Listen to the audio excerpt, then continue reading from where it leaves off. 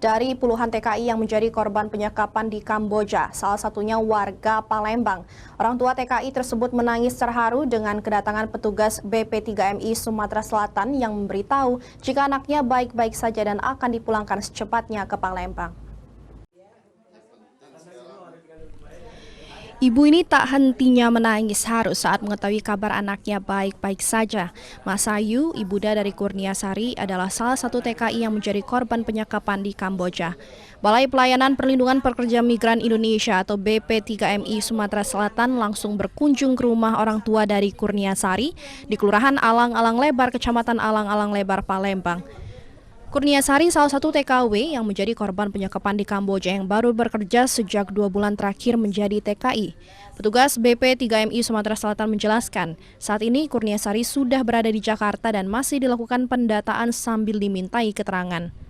Sekitar bulan Juni, Kurniasari pamit kepada keluarga untuk bekerja di luar negeri bersama rekan sesama TKI dari Kalimantan, Sulawesi, Medan, dan berangkat dari Jakarta. Mas Ayu, ibu Kurniasari, berharap anaknya segera pulang ke rumah. Memang ibu nonton TV waktu itu ada cerita ini kan kayak gini. Cuman saya bilang, ya Allah Tuhan, minta anak saya jangan kayak gitu.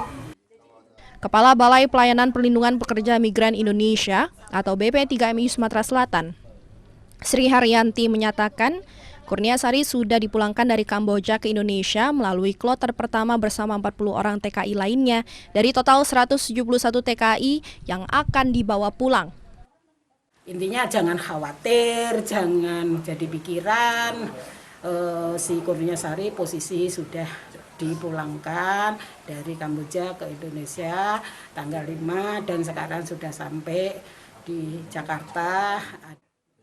Balai Pelayanan Perlindungan Pekerja Migran Indonesia atau BP3MI Sumatera Selatan akan terus berkoordinasi dengan pusat dan melakukan pengawalan hingga Kurniasari pulang ke rumah. Dari Palembang, Firdaus iNews melaporkan.